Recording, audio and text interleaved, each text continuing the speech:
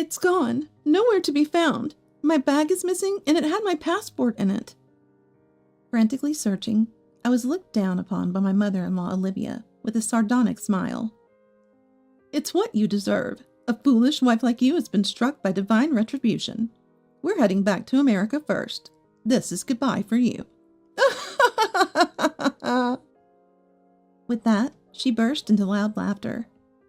I realized then that entrusting my bag to Olivia was a mistake. Her actions plunged me into darkness. I am Madison, 30 years old. Married to Mark for 3 years. We don't have kids yet, but live a happy life in a town close to my in-laws' house. Even after getting married, I worked hard as a working mother, dedicating my energy to both my job and household chores. My father-in-law passed away 5 years ago, and Olivia, living alone, often came to our house to complain about my housekeeping, which became a source of stress for me. Why don't you just give up being a working mother? You're not doing any significant job anyway. You can't work properly, and your housekeeping is mediocre. It's sad for Mark. Supporting Mark properly is what a wife should do. Continuing, she rubbed a finger across our floor. There's so much dust, it's disgusting. And she sighed dramatically. As Olivia put it, I'm not great at housework. I admit that, but being accused of dust buildup was unfair. I clean every morning before work, and I cook with our health in mind. Yet Olivia says whatever she likes, belittling me is her way of stress relief. Honestly, every day was a struggle. Then, Olivia suddenly wanted to go on a family trip with us. She invited us and Mark's sister's family too. Sister-in-law Emma, like Mark, is very mild-mannered, and we often visit each other's homes, so I had no issue with her, but the idea of traveling with Olivia made me uneasy. I had frequently discussed Olivia's snide remarks with Mark, so I shared my apprehensions about the trip. Mom wants to go with us. Maybe she wants to create happy memories with you. It's a chance for you to get over your discomfort with Mom and build a more open relationship. Mark optimistically suggested. That's true. It's our first trip with your mom. Maybe we'll make great memories and break down barriers. Encouraged by Mark's kind smile, I decided to enjoy the trip. Olivia made all the plans, including the destination and itinerary, so we just matched our schedules. I wonder where Mom's planning to go. I hope it's not too expensive. Then Mark casually said, Oh, she emailed saying we're going to Australia. I sighed at his words. My fears were confirmed. Olivia, unconcerned about our financial situation, chose an extravagant international destination. Well, can't help it. Mom chose it, so let's indulge her this time, Mark reasoned. Understanding his feelings, I somehow managed to fund the trip from our savings. Mark, Emma's husband, and I managed to align our vacations with the trip, and all that was left was to depart. On the day, we safely arrived in Australia. The time flew by as we enjoyed the magnificent natural scenery and delicious food, and soon it was time to return home. It was a wonderful trip. I got so tanned. Even at the airport, Olivia was still excited and playful. While it was a truly fantastic experience and enjoyable, I had one lingering regret. What's wrong? You look down. Sad to leave Australia? Mark asked, looking into my face. Well, it's not a big deal, but I couldn't get as close to your mom as I'd hoped. We barely talked since we never had a moment alone during the trip. Mark put his hand on my shoulder, saying, Don't worry too much. We all had fun and enjoyed our time together, and that's what matters. He smiled reassuringly. Thinking maybe I was overthinking it, I followed the others. It's pretty crowded here. I should use the restroom before we board, Olivia said, and then turned to me. Madison, hold my bags for me, will you? Everyone, leave your bags with her and let's go together. She left me with her heavy luggage and hurried off. I wanted to go to the restroom too. Seeing this, Sorry, Madison. I'll take over when I'm back. Just wait for me, Emma said. Not too long after they left, Olivia returned alone. That was quick, I said, surprised. It was empty. Now where did you put my bags? She looked around. It's over there. I pointed at her luggage by her feet. Why is my expensive bag on the floor? I handed it to you so you wouldn't put it down. How could you be so careless? She picked it up and clutched it protectively. But it was heavy, and I was holding everyone else's bags too. Olivia cut me off. Enough. You really lack consideration. Why don't you just use the restroom too? I'll be kind and watch your bags. Just leave them on the floor. Your cheap bag is fine there. She said arrogantly. Thank you. I'll be right back. I left my bag on the floor and headed to the restroom, only to find a long line. Emma came out. Madison, what about the bags? She asked worriedly. I let Mark's mom watch them so I could come here, but it's really crowded. This might take a while. Olivia said it was empty, but maybe I just had bad timing. Finally, when I came out, Emma was waiting for me. I didn't want to get lost, so I thought I'd go back with you. I'm directionally challenged, so I was grateful Emma waited. When we got back, Olivia was standing alone, and the men seemed to be elsewhere. Thanks for watching the bags. I looked where I left mine, but that's strange. My bag was nowhere to be seen. I'm sure I left it here. I checked all the bags, but only mine was missing. My bag's gone. But you were here the whole time, right, mother-in-law? I asked Olivia in a panic. Your bag? I don't know. Maybe it was never here. I felt a wave of darkness. No, I definitely left it here, right in front of you. Olivia snorted. I didn't see anything. Don't blame me. I was sure I left it there because Olivia told me to. What should I do? My passport was in the bag. As I panicked, Olivia sneered with a sarcastic smile. Maybe this is payback for how you treated my bag, throwing it on the floor. A terrible wife like you deserves to be punished by not returning to America. I don't have time to deal with you. You're on your own. We're leaving without you. Goodbye. She laughed mockingly. I was filled with anger at Olivia's cold words. This wasn't just my problem. My bag had everyone's passports in it. Without it, none of us can go back to America. Olivia's face froze upon hearing this. What? Why on earth do you have everyone's passports?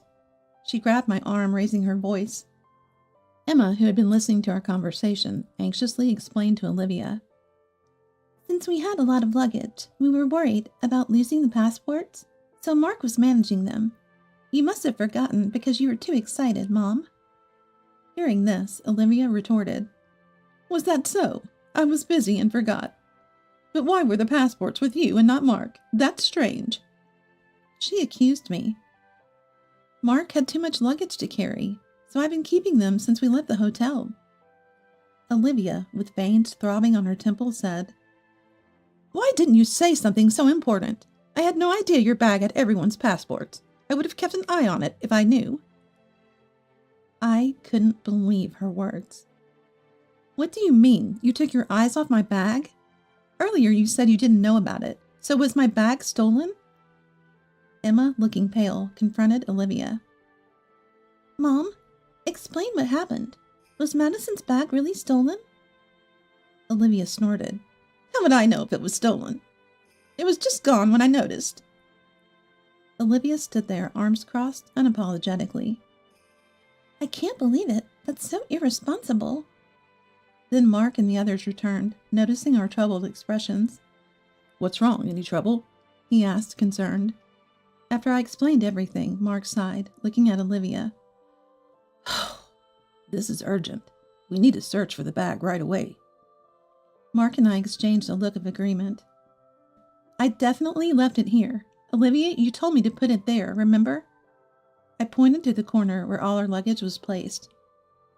It took us about 15 minutes to return from the restroom. It must have been taken during that time. Olivia, where were you standing? Olivia, still with her arms crossed, said, I was right here the whole time, watching the bags.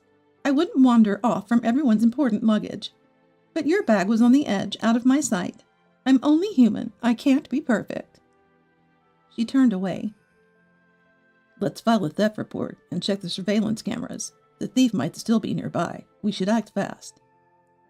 As Mark started to approach airport personnel, Olivia grabbed his arm. Wait a minute. Filing a theft report sounds drastic. It's more realistic and quicker to just get the passports reissued. Mark shook off her hand. Either way, we need a theft report from the police to prevent passport misuse. Then we'll proceed with reissuing them back at the embassy. But there's still a chance we could get the bag back. So we need to check the surveillance cameras to see who took it. Agreeing with Mark, Emma said, "That's right, brother. We should act quickly." Olivia getting defensive. All of this is her fault. She should take responsibility. Let her run around and catch the person who took her bag. There's no need for police involvement when she can handle it. And she became furious, ranting. Emma retorted, "That's no way to talk. Calling Madison this woman is really upsetting. Mom, it was you who didn't watch the bags properly. Don't shift the blame onto her." Emma spoke up for me, saying what I had wanted to say to Olivia. Mark seemed to feel the same way, and put his hand on my shoulder. Madison won't be searching alone, Mom. Why are you so against filing a theft report? Olivia seemed a bit shaken. It's not that. I've never dealt with the police, so I'm hesitant. I'd prefer to solve it ourselves if possible. Fine, I'll help look too. Everyone split up and search. She forcefully tried to steer the conversation toward searching for the thief ourselves. Then, at that moment, "Ah, I found you. I've been looking for you." A young man approached Olivia. "I thought you might be in trouble after leaving this bag. I'm glad I found it. Your trip could have been ruined." He handed over my bag. "Where did you find this bag?" I asked him, surprised. "The lady left it on the table in the lounge over there. I tried calling out to her, but she didn't hear me and disappeared into the crowd, so I've been looking for her." We were stunned by his words. The lounge? She left it there? Without giving us a second thought, the young man handed the bag to Olivia. "Please be careful. You're lucky I found it. Someone else might have taken it." We thanked the young man profusely in place of a frozen Olivia. Turning to Olivia, we asked, "Mom, what's going on? How do you explain the bag being in the lounge?" Mark's voice trembled with anger. "No explanation needed. Mom deliberately left Madison's bag in the lounge, right? And she wasn't watching our luggage either. Everything she said was a lie. It's unbelievable that she would be so cruel to Madison, leaving her bag in a distant lounge. She was trying to avoid camera checks because she knew it would expose her." Emma looked at Olivia with disdain. I quickly checked the contents of the bag. "All the passports are here. Wallets and mobile phones too, all safe. We were really lucky to have such a kind person find it." Relieved, yet I felt like exploding at Olivia. "How could you do this, Olivia? Why would you do something like this?" Confronting Olivia, she responded without remorse. "Well, she threw my precious bag on the floor. I was just upset. I'm not the bad one here. Who would have thought this dirty bag had everyone's passports? It was just a moment in the lounge. I didn't leave your luggage unattended, so don't get it wrong." Hearing this, Mark raised his voice. "Enough already. What do you think Madison is? I've always known how hard you've been on her since we got married. I kept telling Madison to be patient, hoping your attitude would change, but I was wrong. I failed to empathize with her suffering. I'm sorry, Madison." Mark apologized to me. His sincere words and attitude made me tear up. Mark, resolute, faced Olivia. "Mom intentionally took someone else's property. It's equivalent to theft. Even if you don't realize it, checking the surveillance cameras would prove your guilt." Hearing this, Olivia was shocked. "Wait, Mark, you're not really going to report me to the police, are you? We're family. And Madison is your wife, even if by marriage. There's no crime in a mother taking her daughter's bag." I looked at Mark's face. Mark spoke with a bitter expression. "That's ridiculous, Mom. You should be apologizing to Madison first. Trying to escape the situation without admitting your fault and using family as an excuse is embarrassing as your son." Looking straight into Olivia's eyes. We won't report to the police, but we're cutting ties with you. Don't show your face to me and Madison again. We'll take a different flight home." He took my hand. "Wait, hold on. You can't just decide this all of a sudden. I don't accept this. Please think it over. I'm begging you. I'll apologize. Forgive me, Mark." Olivia clung to Mark's feet, trying to stop him, but... "Mom, this is disgraceful. Stop it." Emma pulled her away. Emma and her husband forcibly took a crying Olivia away, leaving Mark and me alone. "Are you sure about this, Mark? Cutting ties with your mom?" I asked, concerned. "This is for the best. You're the most important person to me. I'm sorry for not protecting you until now," he said, smiling sadly, and embraced me. We managed to get on a different flight home, returning to our normal life, but without Olivia in it. Emma also decided to keep her distance from Olivia. We moved far away from the in-laws' house, completely cutting off contact with Olivia. Likely, Olivia is living alone, shunned by Emma too. Half a year after the Australia trip, I found out I was pregnant. But Olivia will never know or meet this child. In this peaceful town, without Olivia, we'll walk towards our future. My only wish is for me, Mark, and our baby to live happily.